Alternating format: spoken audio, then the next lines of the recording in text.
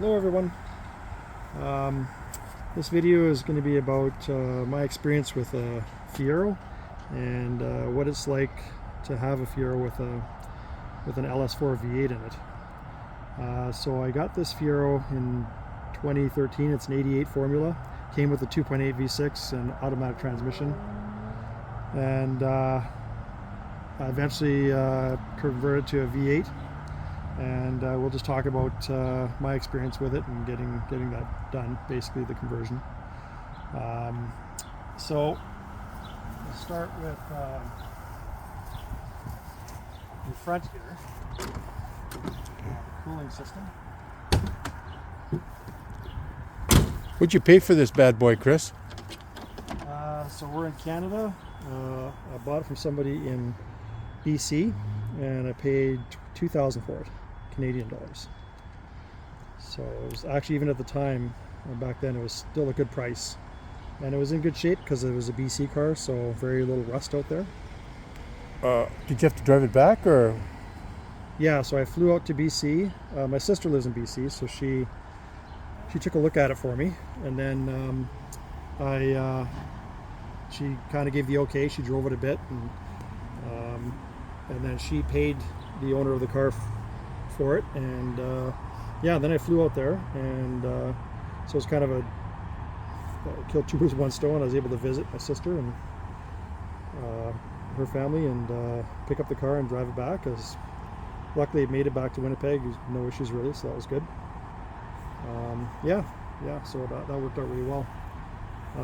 So as far as cooling goes, that radiator there is it's a little hard to see it because it's covered with the fan and also the top holding bracket or whatever it's called. But that's that radiator I got. It's a triple core I got from Champion Coolers. The fan itself is that fan didn't come with the car. It originally had just a fan. Apparently, from what I heard, the Fieros that did not have air conditioning didn't have a shrouded fan. It was just a fan with no shroud around it.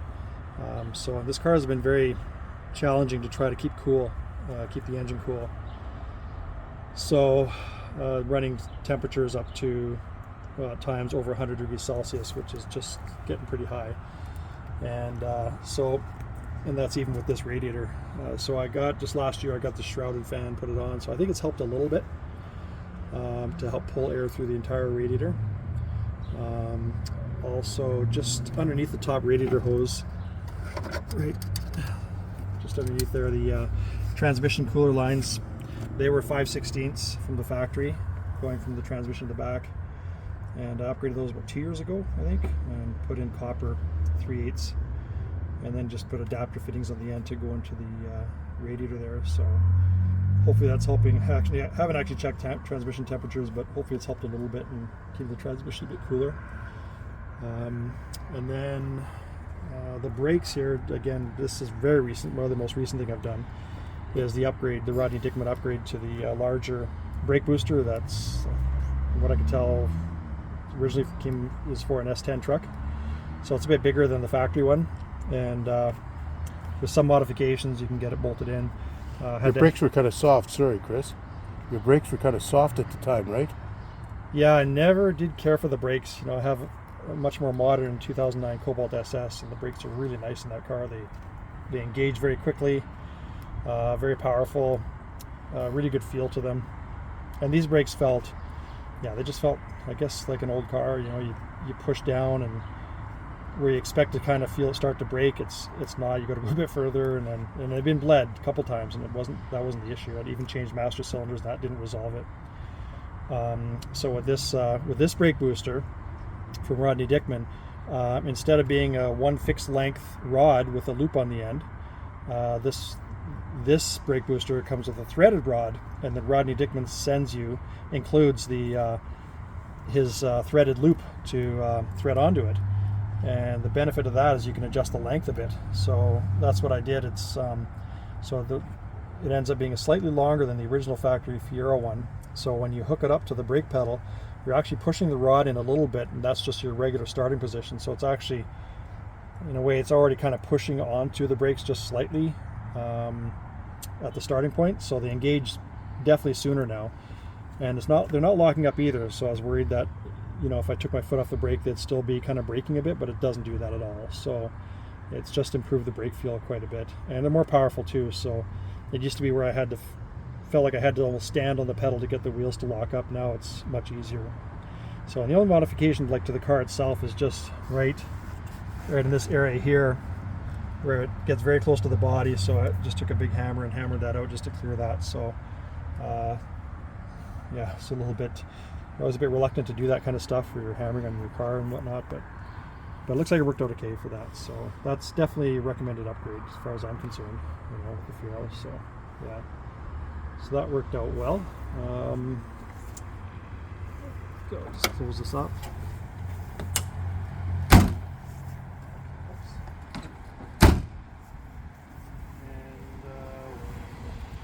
Pop the hood.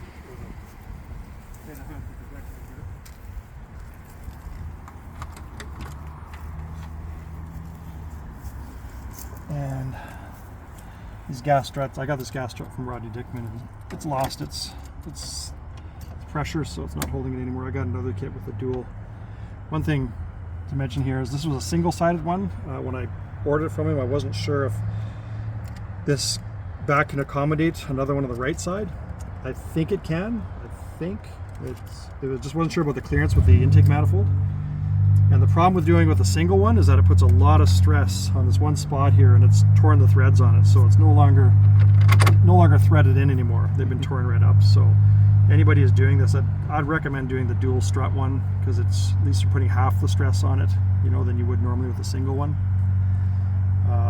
And I had to go with these because the factory spring that lifts up the deck lid, I had to cut that out, had to remove it, so because just the engine takes up so much space. These louvers here, I removed the lower metal mesh that's underneath that, and again, just to help kind of get the air out of the hot air out of the engine bay, because this engine makes a lot of heat. And maybe, you know, maybe being aluminum block, and heads, it's a lot of heat transfers, which is good, but it also, you know, puts a lot of heat into the engine bay. And again, going back to trying to keep things cool, I thought opening these up a little bit more would help kind of get some hot air out of there. What was the original size of this engine? The original motor in here, Chris?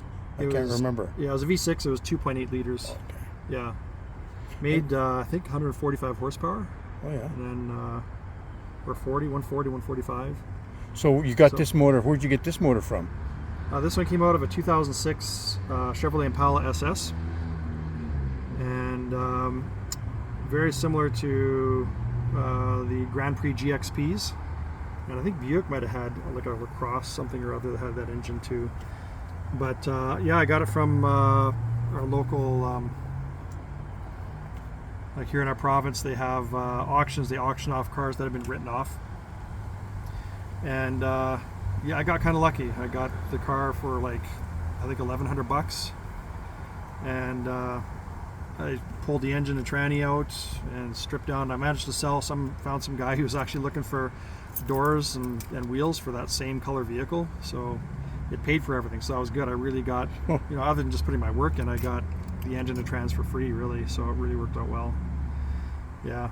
So, and the engine from factory puts out 303 horsepower and 323 foot-pounds of torque, I think. So it's actually probably the lowest powered LS engine out there, because the LS4 is designed for front-wheel drive layouts. That's how it came. It's definitely different from all the other LS engines, because all the other ones are for rear-wheel drive vehicles like the Camaro, Corvette, the trucks, and so forth. So it's ideal for a front-wheel drive layout, you know, which is what the Fiero is. When did you install this engine, Chris?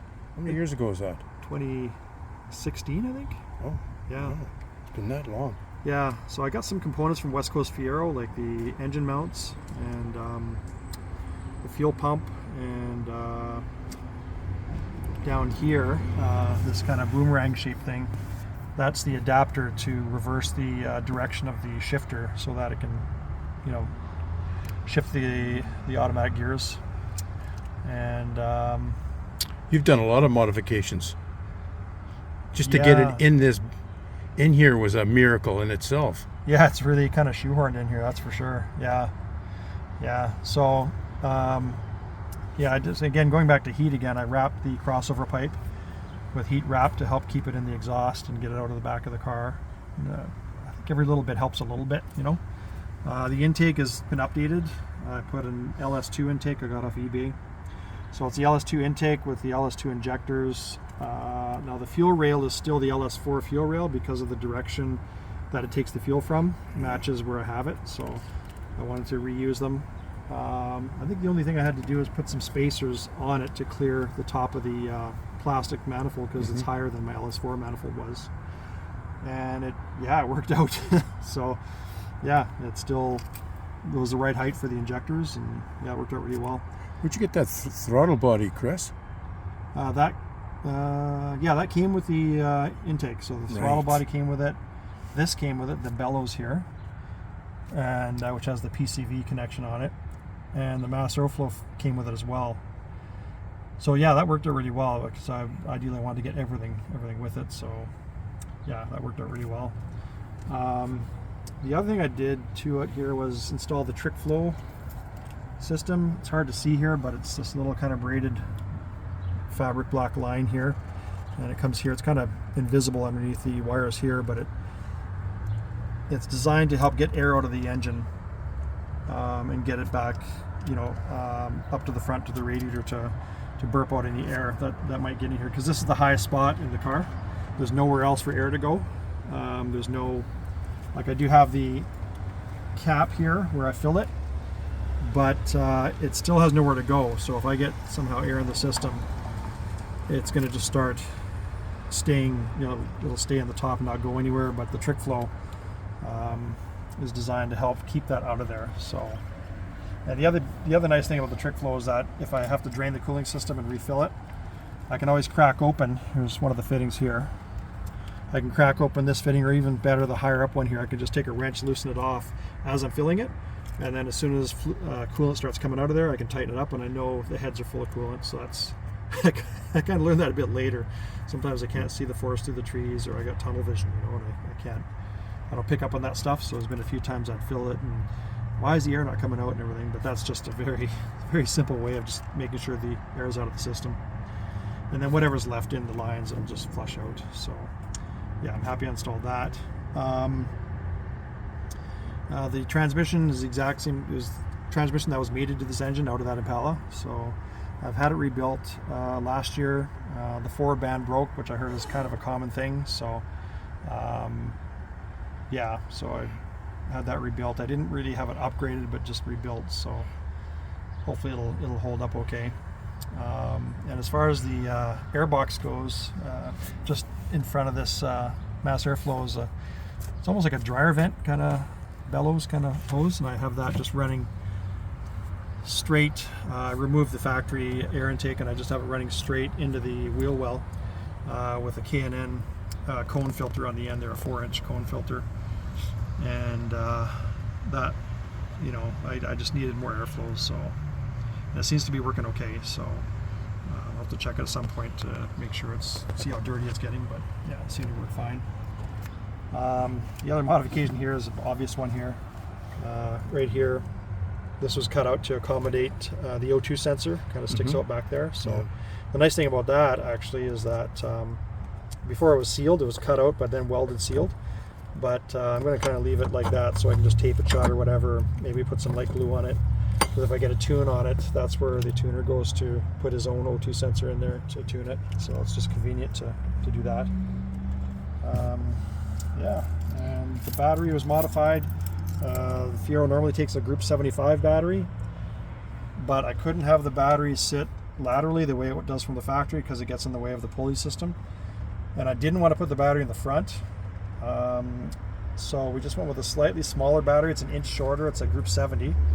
And we removed the factory battery tray, built a new one that goes longitudinally, and then we just put the battery in like that, and now it has just enough clearance. So yeah, the only downside is the battery is just not really big enough for an engine this size. So yeah, there's not much that can be done about that, I guess. So I tried to see if I can find some AGMs that size, but not really any, and those Those lithium ones are pretty good. They're very powerful and they're very light and small, which would be great. They're just not cheap, so they're quite expensive. So yeah, I'm contemplating right now putting a turbocharger in this. I have to see, but the only space for the turbo would be like down and again about this area just above the transmission, and this dipstick for the tranny is basically in the way for sure. So yeah, just throwing around ideas. Maybe I could try to see if I can fit it in there. I'll have to cut the dipstick tube, I think, just make it much shorter because I don't have to have it this long. I could maybe have it half that length and just check it, you know, down here by the exhaust manifold maybe, and then have some room in here. I don't know. I'll have to see how big the turbo is and stuff like that. It's just very, very tight. But I don't know. We'll see about that. Who knows. Yeah. So maybe what we'll do is start it up and just hear it. And yeah, I'm gonna talk about what it's like to actually drive.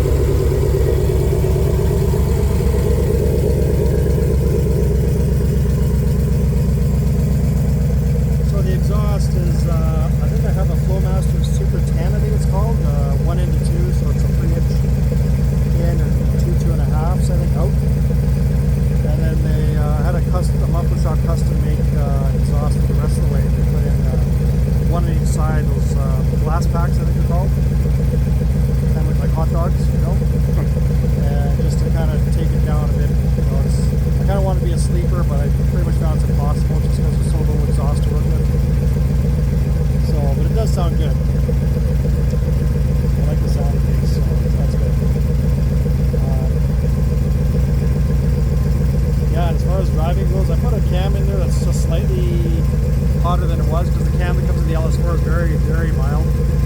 So I've been in a slightly hotter cam in the hopes to pick up that, including the intake manifold, in the hopes to bring up the power a little bit in the higher RPM range, and it has made a difference. But you know what it's like. It's more power is always better, right?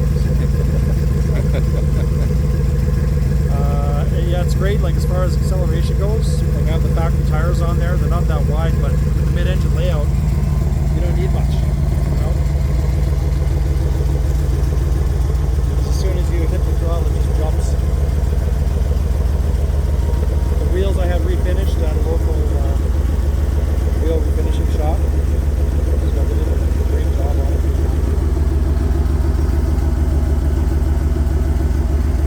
Being an 88 Fiero, they have the new suspension and brakes.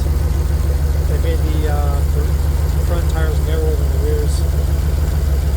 The suspension in the front's a bit wider than it was from the earlier models.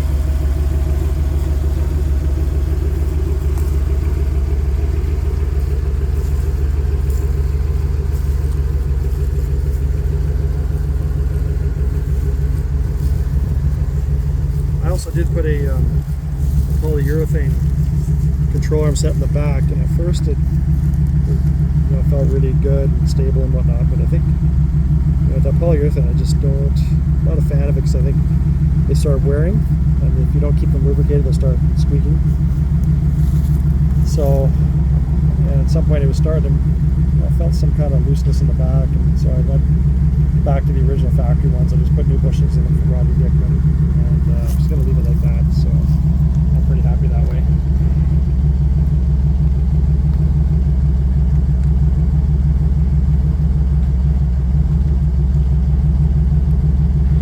And I'm just going to turn the lights on here.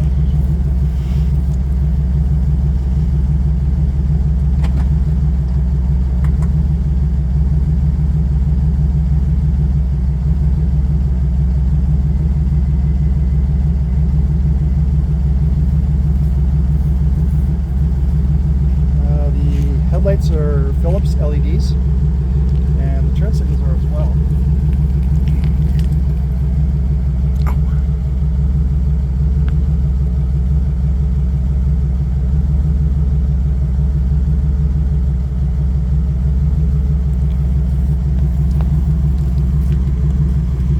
Actually, the nice thing about the car being older is that you can put a no-load flasher in there, so it doesn't require any heavy current draw from the normal bulbs, because normally in the older cars, or even the newer ones, I guess, you burn out a light, you turn on your signal flash really fast. That's what happens if you put LEDs in, because the system thinks that you have a burnt out bulb, and then you get a fast flashing. But if you put the no-load resistor in, you're good to go. You can convert everything over to LED, and yeah, just go from there. So needs a lot less power too. So headlights as well. So yeah, it just kind of modernizes the look of the car.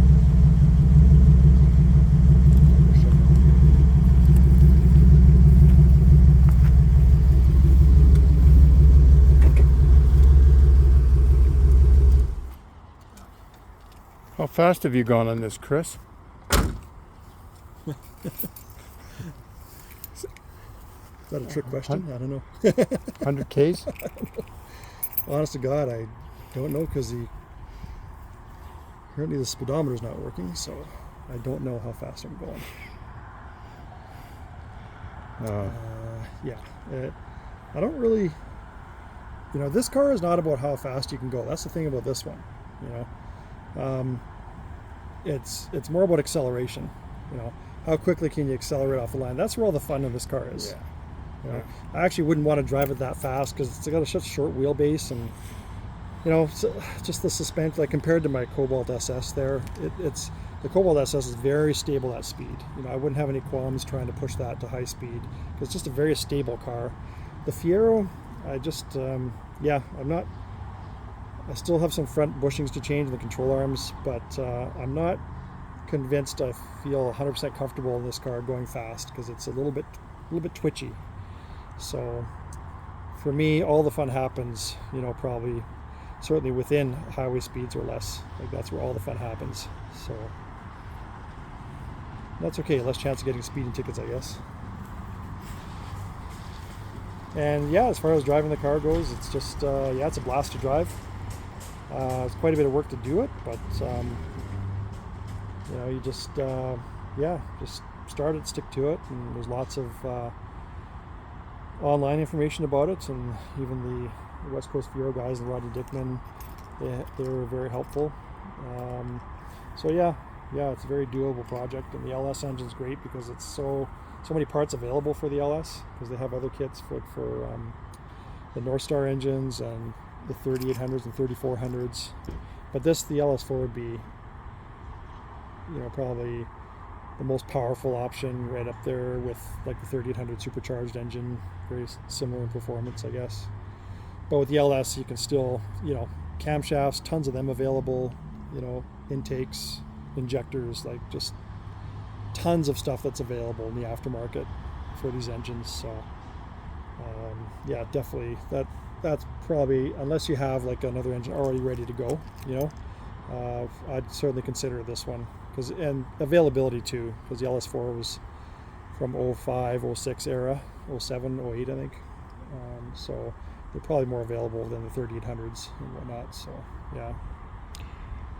yeah, so all in all, I'd say it's been just a blast to drive, and it's always seems to be a work in progress, because I'm just always something I'm kind of working on. I still need to replace the window, power window motors, and the door locks, and the wires in the driver's door disconnect when I open the door. So there's obviously just years of opening and closing that's broken the wires internally in there, so that has to be worked on.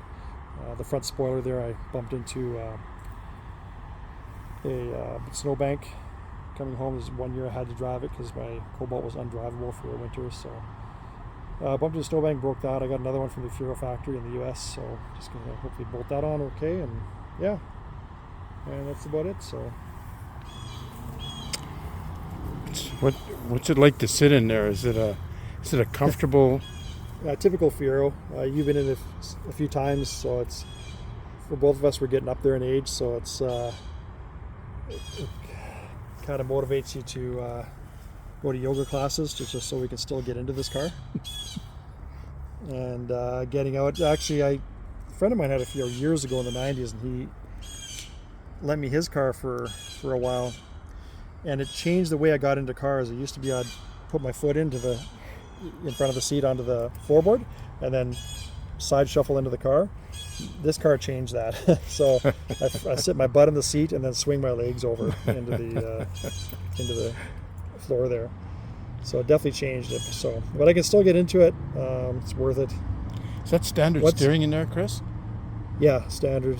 Yeah, the GM Pontiac was looking at doing a electro-hydraulic kind of system. I believe that's where they'd use an electric pump to pump hydraulic fluid to the rack to help assist you in turning it, which is very forward-thinking at that time.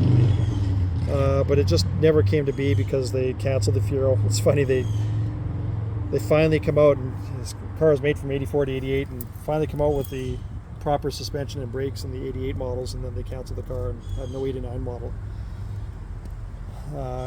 which is too bad, but I understand if sales drop quite a bit and whatnot. But as far as being in the car, once you're in the car, it's very comfortable.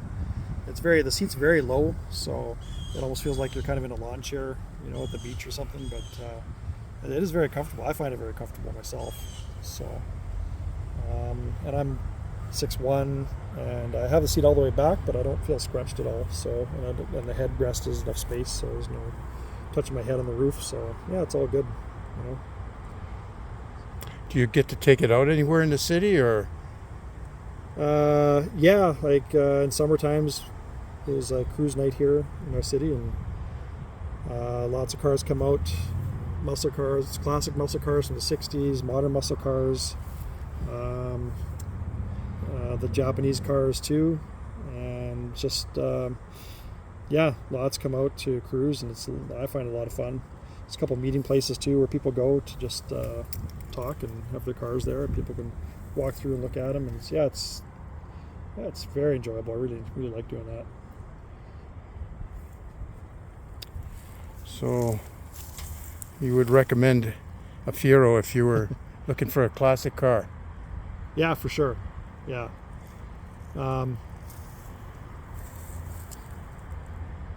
Just because get a lot of looks from it, right? A lot of people mention it. Somebody stopped me yesterday. I was just driving along and stopped at a light. Said, "Hey, I love your car."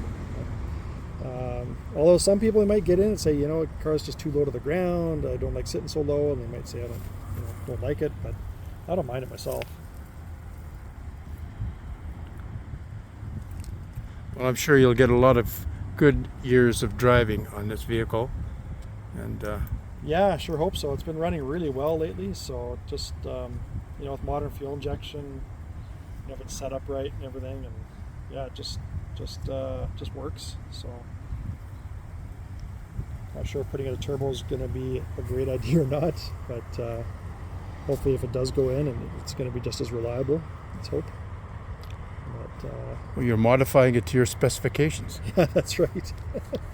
It will truly be your labor of love. Oh yeah, absolutely. Yeah, it's crazy now though. Like a lot of the modern cars, like Infiniti Q50s, I've seen them on cruise night, and Stinger GTs, the Kia Stinger GTs, just basically family sedans, 4-door family sedans, and they're extremely fast.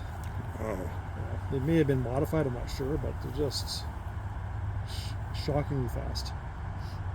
Even like just Toyota Camrys, they're making a lot of horsepower now. Just a V6 Toyota Camry. Wow. Compared to what we had in the 80s and stuff like that, they're just, it's incredible how fast they become.